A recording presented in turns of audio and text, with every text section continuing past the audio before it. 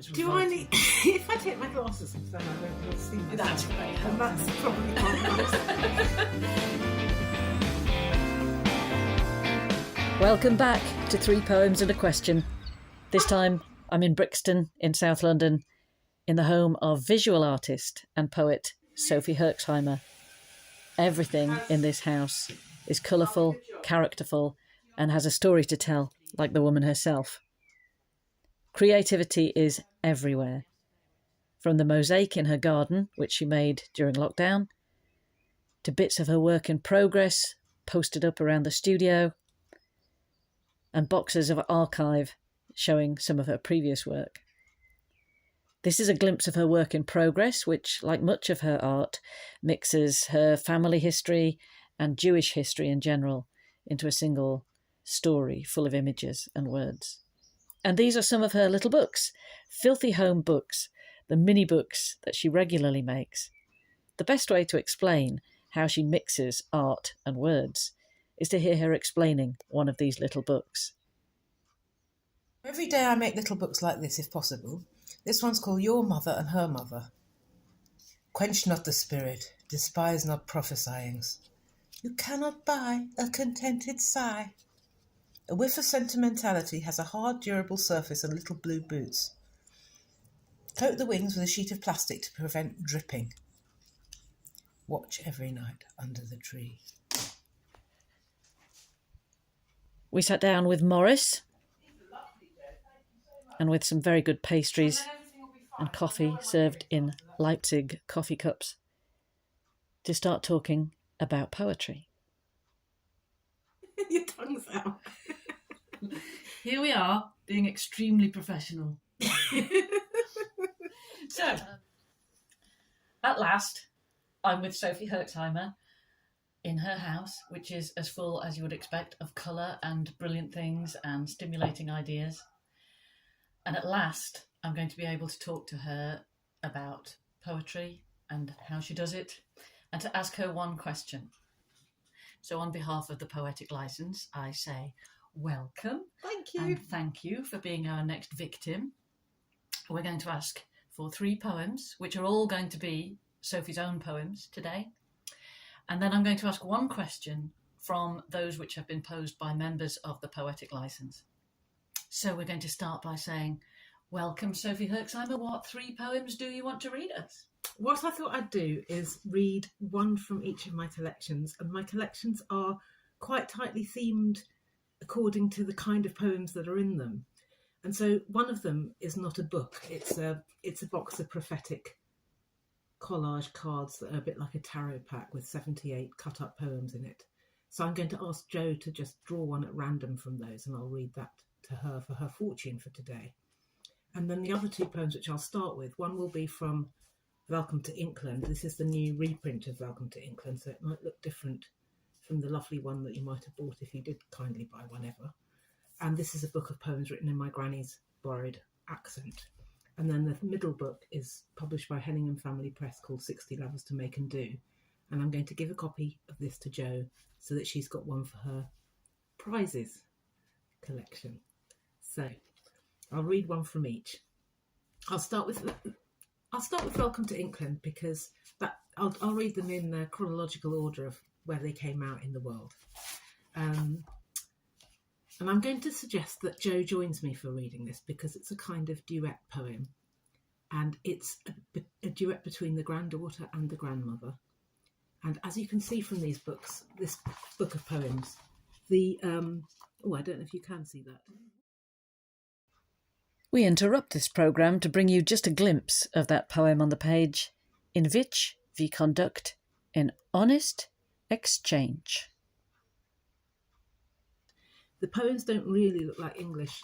They are written phonetically. Let's do it. So Jo's going to join me in a reading of In which we conduct an honest exchange. What do you think of my new hat? Frankly, it is rather gaudy. Where did you find it from, Wolvers Road? Why you not try marks? My poem that to you I sent over, you liked it? You know, dear, I'm old-fashioned. Some things I don't wish to know about. The details I don't wish. What is wrong with some rhyming anyway? I know you can do rhyming. You're such a talented girl. I was wondering, dear grandmother, what do you think of Peter, my new husband? Why you asking me? Does it matter what I think? What do you think of him? Thank you, grandmother. With you, at least I know you're telling me the truth. I love you. Bah! Is it the kind of shit they teach you to say in America? Thank you. It's fabulous. It's so full of character. And I should also say, it wasn't at the launch of that book, but at the launch of the next one you're going to hear from, where Sophie's creativity spilled over, as it so often does, into the dress she wore, which was the most beautiful gold satin cocktail dress with your own illustrations all over it. So I screen printed the gold satin with poems from the book, and then I got my friend Linda Brooker, who's an actually marvellous dress designer and maker. She made it into a wraparound dress, and she made the gold satin into a wraparound dress, and she said, Sophie, you have made quite a bad job of printing this. There's barely any fabric I can use. And we had a good laugh, and I said, well, what about putting some red pom-poms on it, Linda? You seem to have forgotten that. And she said, go and get the pom-poms and I will stitch them on. And I did, and so it has red pom-poms around the sleeves and the hem. So it is a good poetry dress, but I only wear it to my own readings because otherwise I would upstage the bride. Now, is it time for me to read another poem? Yes. Okay, so the second poem I was going to read, these are very short poems in 60 Lovers to Make and Do. And in this book, there's as many collages as there are poems. And in Welcome to Inkland, there are as many paper cuts as there are poems. So I paper cut pictures of my granny's furniture and objects because they felt like real portals to everybody's granny, like a way into the 20th century through objects. And in 60 Lovers to Make and Do, I tried to release the hidden lovers in pages from interior magazines or other things that had no people in them, because I thought that was a way of sort of like locating the non-existent lovers in the spaces that we all inhabit, where we dream and fantasize. And I also wanted all the poems have the title of a job, because all the people who are manifesting lovers out of things they find lying around at home or at work, they are all women who have a job. And there's an index of the job titles at the end, and they manifest lovers from things that they might find in their work or in their field of study. So I was going to say to Jo, choose a profession and I'll see if I've got a poem to match, because actually the index was put together by my fabulous collaborator at Henningham Family Press. Again, we'll have to do a screen grab of the index because it's a wonderful thing in itself, and I did not write it. David Henningham did, and he did a good job. So is there a job you'd like to have me read the poem to go with? Well, I know you've got poet and writer in there, but I think that's cheating. And I bet you don't. You probably don't have archaeologist, which is what I used to do before I was in the lucrative and glamorous world of poetry. I was in the lucrative and glamorous world of archaeology. Any chances? Archaeologist. Yay! Page 158. Hooray! She moulded a lover from mud and a fragment of smoky Roman glass. He was tougher than your modern bloke, and they marched into a shared future in a straight line in all weathers. He taught her Latin, and that's what they spoke at home. He laughed in the face of death and climate change. Amor vincit omnia, he said. Hey, I'm the proof. Oh, that's glorious. And what it does, as you'll see in some of the screen grabs and links that I supply in the show notes, is how Sophie always combines playfulness and wisdom and big ideas lightly worn and the strong visual images. It's true. It's absolutely true. I mean, hopefully you can see some of the images, because they are important to me, because I spent hours searching long and hard to try and release the lovers from these images. The one that started me off, I'll just see if I can hold that up to start with, because what started me off with the images was this page from World of Interiors, which had a sort of stag's head on the wall and a crazy modern lamp, and it felt to me as if they were the couple in the room. Right, that's 2 poems done. Yeah. Now, normally I would just say, well, I think I will just say it. I will say, because these are also very short poems, I might read 2. It's cheating, But It is cheating, but Joe, have three you and a got- half poems and a question. have you got a question for the cards? Because you might want to find a secret answer. This is what they look like on the back. Do I have to say the question? No, Okay. perish the thought. Certainly not. So these are the backs of the cards, which all have different collages on. And these are the fronts, which are all candy-coloured index cards made from really dreadful books that I cut up. Okay, so Joe's fortune is this. It's the answer to your question. I hope it isn't.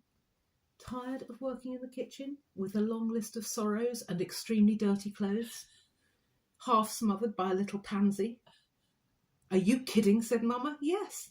Take it easy and I shall be very disappointed, saith the Lord God sullenly.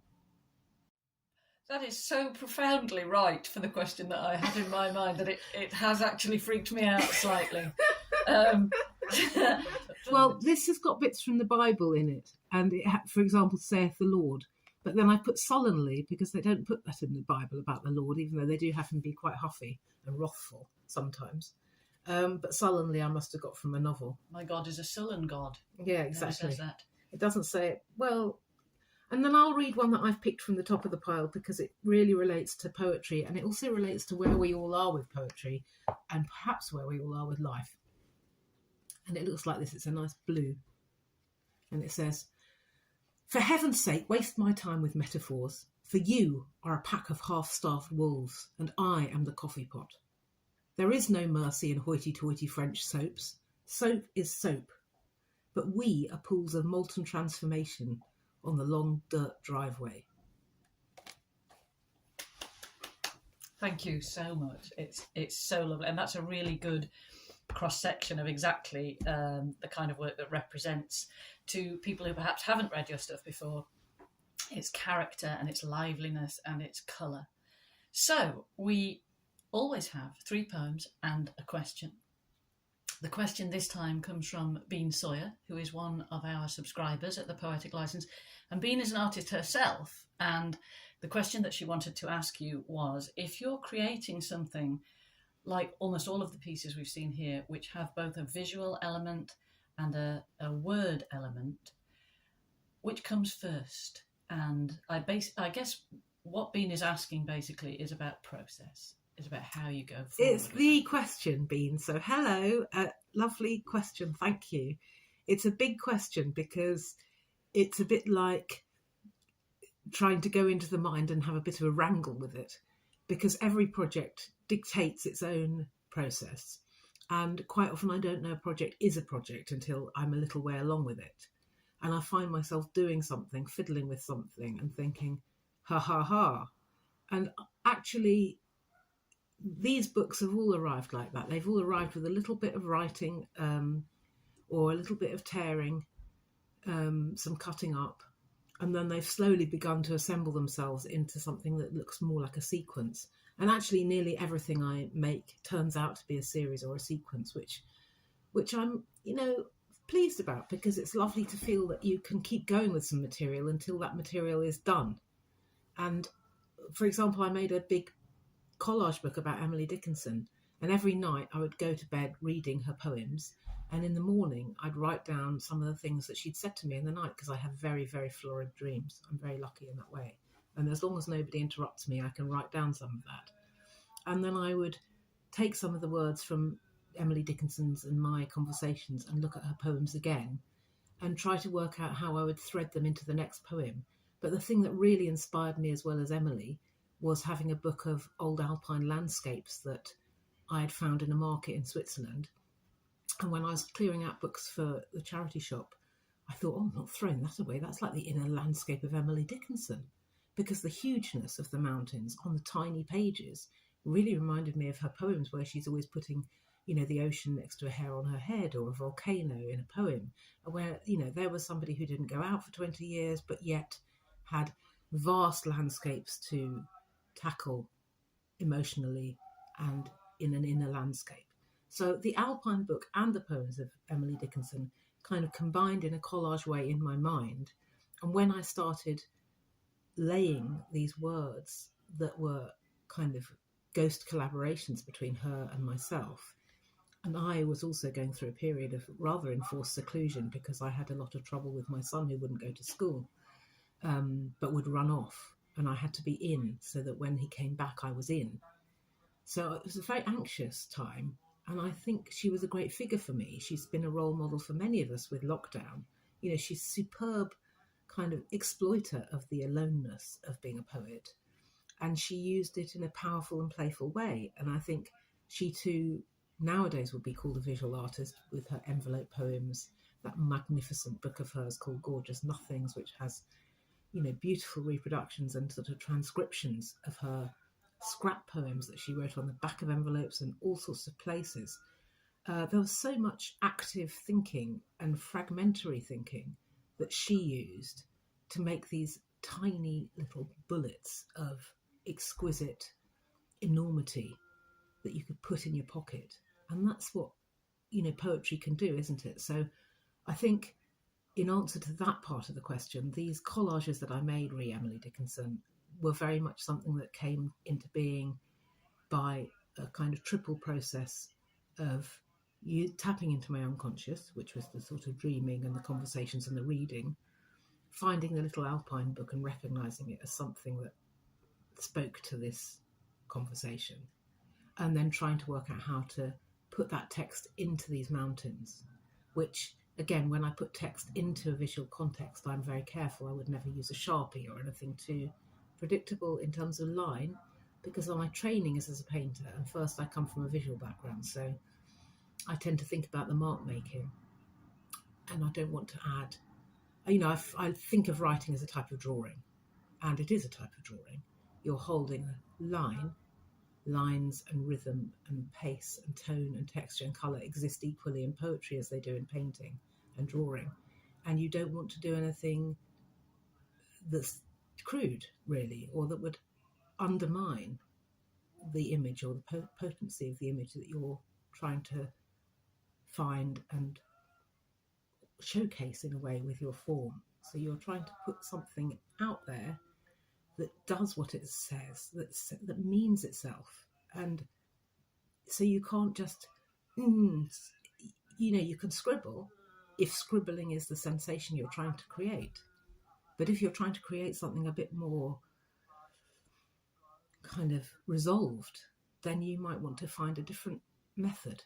Anyway, that's the beginning of an answer. And also that idea of exquisite enormity, I think, is central to everything that I've seen of yours, because there are these elements of what we have learned to call bricolage in the past 24 hours, and so many influences and different voices and hinterlands being drawn into one artefact.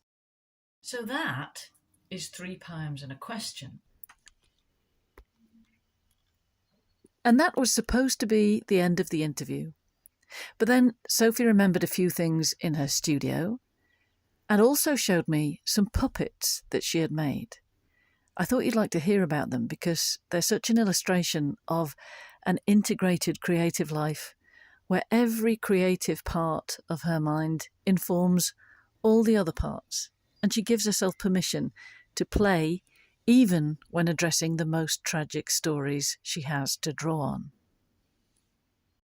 But these puppets are from a poem called Wash by Hand, Learn by Heart, which concerns a piece of knitwear. Knitwear, we love knitwear. And this is about a cardigan, this cardigan, which comes off. And then it goes on. And this cardigan is a real cardigan as well as a cut-out one, because it was knitted for my great aunt Frida when she was little, and she's now 93. And it's passed down through all the grandchildren. And my daughter wore it and was a very, very bossy teacher wearing it. And this is her being a bossy teacher to her dolls. So if any one of you knows the answer, don't shout out, put up your head. And the knitter of that jumper was murdered at one of the camps, Treblinka, I think. She knitted the jumper, she sent it to England, and then she was seized and taken in and sent to a camp and murdered. But the jumper has survived everything. The jumper has been like a uniform for people to play. It's an instruction to make things. It's an instruction to play. And what we make when we're human beings. We think, we create, we knit, we write, we take our kids to the park, we look after the cats and dogs. You know, it's bodily. All of it is bodily. It's a bodily engagement. And that often, I think, when we get so strongly into our heads, you know, the poem loses its heartbeat, or we lose our heartbeat. And you know, it's about coming in and out of that body to make your work, really. I suppose I do believe that writing is drawing and drawing is writing. And I have a few role models like William Blake, and obviously for William Blake, writing and drawing were the same thing. And it's a bit like that for me, and I think it might be the same for Bean. You know, I think that for people who naturally work across different media, they need to be led by the material, and that will take you way out of methods that you lean on. You might think, but I always do it like this. But the material might go, well, now it's time to do it like that. Or why don't you try that? Because, and I was very put off that as a child. You know, when I was growing up, people would say, well, that's a bit dilettante-ish, you know, can't you settle down in one groove? You should be doing one Yeah, thing. can you just concentrate for a bit and just do this thing We'd properly? feel more comfortable if you did that. Well, there was a lot of, you know, we've got that in our education system, haven't we? Like, please, could you just concentrate on something and specialise? And we're all encouraged to go and specialise at A-level or whatever. And there's a whole path and a progress towards making you a specialist so that you've got your niche and somebody else has got their niche, and you can. And I often see that in poetry. I sort of see people who are doing collaborations between image and text, but I don't very often see people who are doing both. That may be because they're not such greedy pigs as me, but that may be because they think they're different processes, and maybe they in some ways are, but they're all a parade of images. I suspect it's also part of industrial thinking. I think that's true that too. Your job is to be a potter or an accountant or a road mender, and you're not supposed to bleed from one thing into the other, because that makes it difficult for us to know where you fit in the industrial machine. And a lot of what we've talked about today is about giving yourself permission to access whichever bits of your creative self you need to bring in, which is what Sophie does so very beautifully. Well, experiment. I suppose the thing is that it's very scary taking risks, or it can feel scary.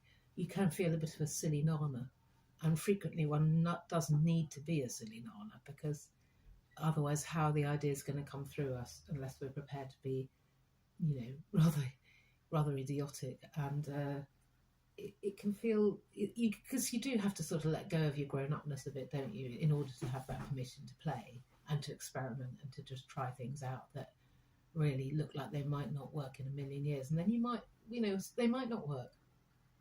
That's part of the risk, is that they really might not work. Yeah, but it's not like there's a finite resource of material. No, I found the hardest thing myself in terms of growing up and being an artist, that I don't take a lot of things seriously, but then I find it really hard to get other people to take me seriously. And so I'm always stuck between this awful problem of sort of like, you know, I am really very serious, but I have a big bow on my head. I'm actually a nerd dressed up in flounces, and you know that it's difficult then for people to really give me a proper gig, because they are worried that I might be a bit, you know, too entertaining, silly. And yet whenever people get into the work, then of course they can find that silliness is a door, and behind that door is some very rich seriousness that they could actually enjoy more than the silliness. I love it when poetry's interactive, and you know that there's a real kind of sense that your reader is with you. So I think that, you know, that's for you too, people who subscribe. You know, it's great to kind of connect, isn't it, via poetry. So thanks very much for listening. Thank you. Right, we're going to finish this with asking Sophie to have a taste of her own medicine. Get a question in your mind, choose a poem, and see what comes up. Are you going to read it to me? If you like, yeah. Okay, she cheated there by having a look. And this No, is what I it did says. not cheat. I just took the first one, I promise. This is what it says. You have turmoils, No word of a lie. Death has an interrogation mark. No man is clean. Garnish calamities with folk songs, curly moustaches, sprays of white lilies. Meditate upon gorgeous uncertainty. Dream the fog clears while you are dilating on its emptiness, silence, and the eternal discourse of distant stars. Oh, I can relax. Sophie has given us a great deal to think about. There is a great deal more to spin off from it, and we could honestly talk for hours and hours about all of these subjects. Thank you so very much, Sophie Herxheimer. Oh, and thank you for reading the poem with me, Jo. That was fun.